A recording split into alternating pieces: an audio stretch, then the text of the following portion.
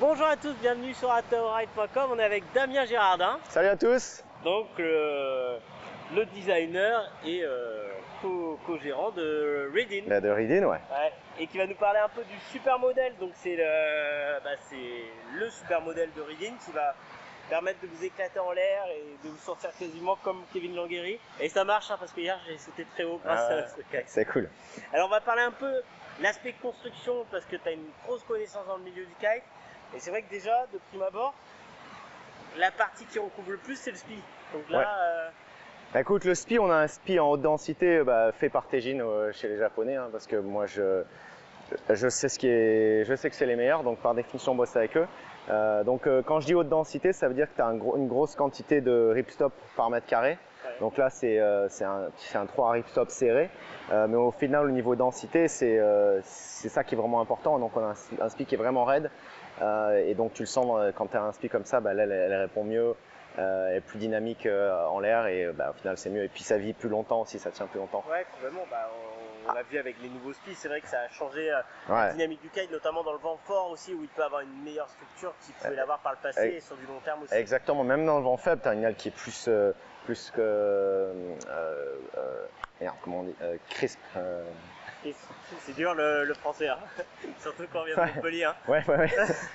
Non, elle répond plus rapidement à tout en fait. Donc dans le petit vent, voilà. Et après, ce qu'on a aussi qui est cool, tu vois, c'est qu'on a pas mal de pièces sur. Je travaille avec une usine, une nouvelle usine qui fait des kites depuis pas mal de temps. Et en fait, on a bossé sur pas mal travaillé avec des machines à coudre CNC. C'est-à-dire qu'en fait, c'est tout automatisé. Résultat, tu as tout qui est vraiment précis à chaque fois parfaitement. Et ça, c'est important d'avoir le maximum de pièces comme ça. Donc, ça laisse vraiment moins d'erreurs à l'humain au final. Ouais. Donc, on a plein de pièces qui sont cousues comme ça, plein de morceaux du kite qui sont cousus comme ça. Ce qui était intéressant au niveau du design et du développement, c'est qu'il y a certaines pièces que j'ai développées différemment parce que je sais qu'elles vont être cousues différemment. D'accord. Et là, sur le bord de feed, du coup, on a en fait, non, ça c'est du non, du spi, pardon. Voilà, c'est du spi. Sur le bord de feed, du coup, on a que du spi. Voilà, et en fait, l'idée c'est que en fait, ça empêche légèrement l'aile de battre, mais en fait, le design est vraiment tendu, il est hyper bien balancé, donc on n'a pas vraiment de flutter, tu vois, ça bat pas quoi. Ouais. Et en fait, ce qui est cool, c'est que si par hasard ça bat, notamment sur la plage, là on peut rien faire parce qu'il n'y a pas de tension.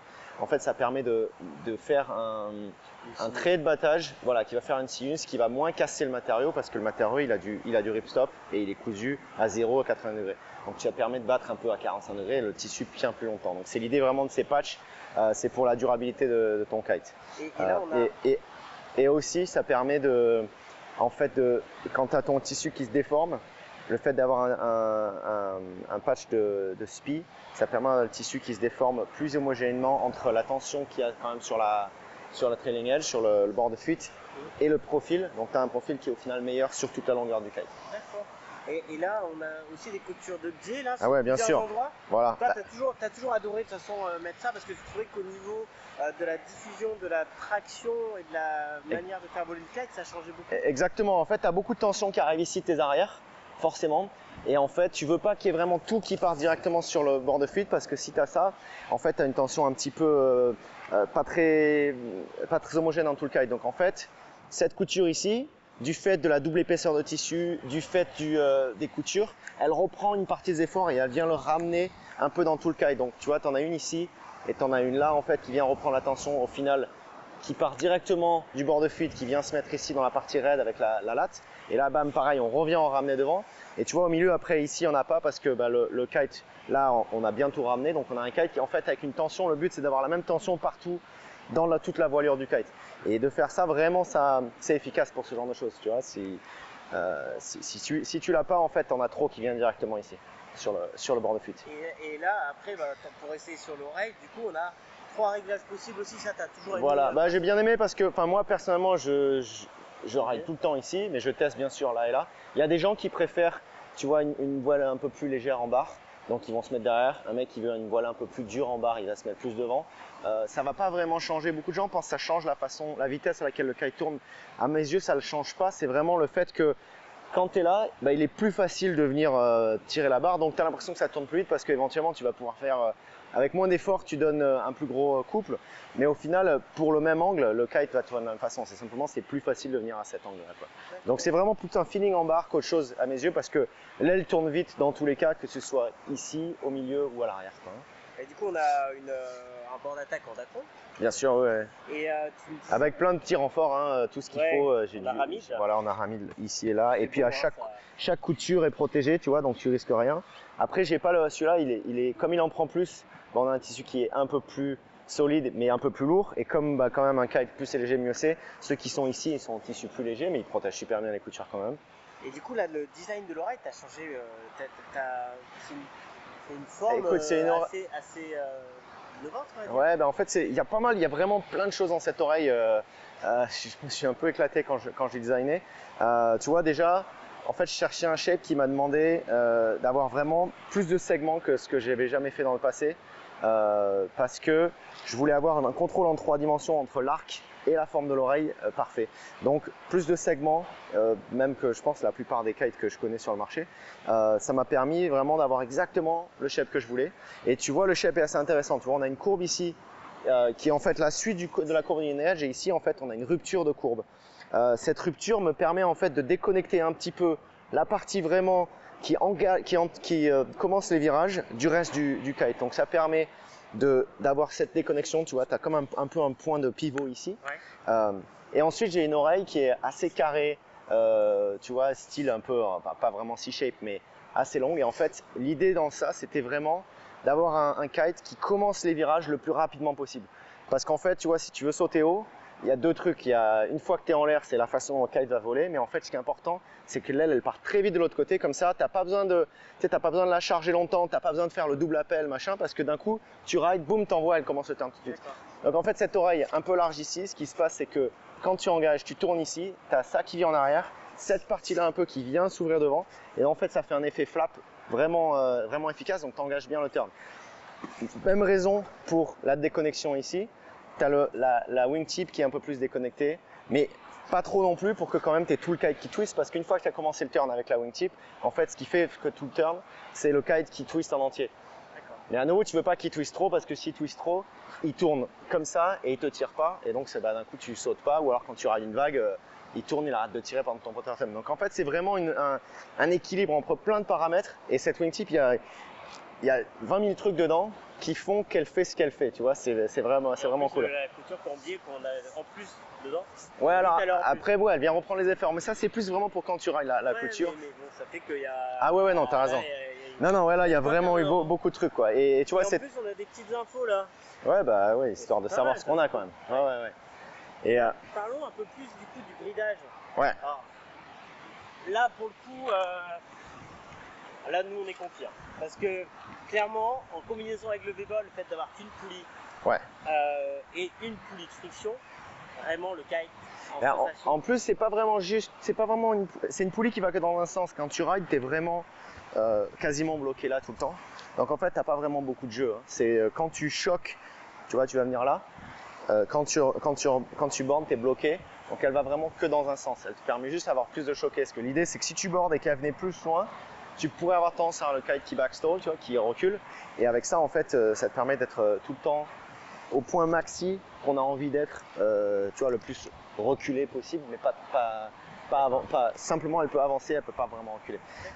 Après les bridages, j'ai des bridages super intéressants parce que c'est des bridages en 100% Dynéma avec, tu vois, tressé à un angle très bas. Pré-étiré comme les lignes, avec une nouvelle technique qui fait qu'il y a 0 étirement, et au final tu te rends compte que les bridages, s'ils s'étirent, ça change les caractéristiques de ton kite, et là avec ça on a un kite qui va vraiment rester comme on l'a designé pendant des années, parce que tout est plus raide. Et en plus c'est combiné avec tes lignes là, qui sont pré-étirées et qui en plus sont ultra durables. Voilà, les nouvelles lignes avec lesquelles on a bossé chez Cousin, tu vois, en France, elles sont pareilles. Elles sont tressées avec un Dynéma qui a un angle très bas, donc il y a peu de flexion dans le tressage. Ouais. Et accessoirement, elles sont pré-étirées ensuite avec une technique spécial que j'ai développé qui fait que en fait j'ai zéro étirement sur les ailes, sur les lignes, c'est top. Et pareil, donc tu vois, quand ton aile a vieilli, ta barre a vieilli, tu as encore une aile qui est comme on l'a designé à la base, quoi. Et au niveau des coutures là, parce que du coup sur le bord d'attaque on voit il y a pas mal de coutures. Voilà. Là, tu me disais que tu étais assez content notamment du fil que tu utilises. Ouais, alors en fait j'ai bossé avec le fournisseur qui nous fait les fils à coudre et en fait on a fait un fil à coudre qui est encore plus solide que ce qui se faisait avant et qu'ils avaient de dispo, donc c'est celui-là, tu vois, celui qui ferme la couture. Donc là en fait j'ai toujours pas réussi à exploser un kite parce que j'ai pas de compresseur qui va assez loin pour me rendre compte. Et accessoirement en plus, tu vois, j'ai rajouté une deuxième épaisseur de tissu de dacron à l'intérieur. Donc en fait la couture ici, elle a 4 épaisseurs de tissu. Et heureusement qu'on a le gros fil parce que sinon ça serait vraiment dur à passer au travers. Mais en fait on a un truc qui est vraiment je sais pas si on peut le casser, quoi. Un renfort là sur le... Ouais, là cette couture elle est renforcée avec une sangle, bon, la plus légère possible, mais ça fait que tu vois, si tu plies ou s'il y a des trucs, la vraie couture qui ferme la latte, elle prend rien parce que c'est celle-là la sangle qui reprend les efforts en final. Et au niveau du one pump, on est sur un 9 mm. Voilà, gros diamètre, parce que moi j'aime bien que quand je déroule mon aile, il y a tout qui se dégonfle directement, hein, et je pense qu'on est tous d'accord là-dessus. Ouais, c'est pas Avoir à rouler la petite latte pour la vider, ça m'épuise quand même. Donc et là en plus on est sur une valve du coup à gros embout. Voilà, valve gros diamètre.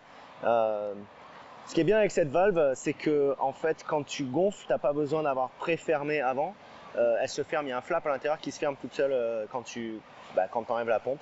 Et puis en plus on peut gonfler très fort en allant jusqu'à 12 PSI et quand le vent est plus léger à 10. Voilà, en fait c'est un peu, ça dépend du rider. Si tu es léger, donc tu vas naviguer dans moins de vent avec la même toile, tu vas mettre moins de pression. Mais si tu es un peu lourd ou le vent est vraiment fort, le plus de pression tu mets, en fait le plus le kite va rester exactement comme je l'ai designé en l'air. Tu vois, c'est l'idée, c'est toujours pareil.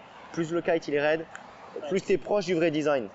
Et sans oublier aussi les petites ouvertures ici, là, comme ça quand tu dégonfles, voilà, tu peux dégonfler même en remettant le cache pour éviter que il y ait du sable qui rentre dans le... puis exactement. Puis aussi, des fois, tu as le cache qui se referme pendant que tu déroules ton aile. Enfin, tu roules ton aile et ça se dégonfle plus. Donc là, au moins, l'air sort tout le temps.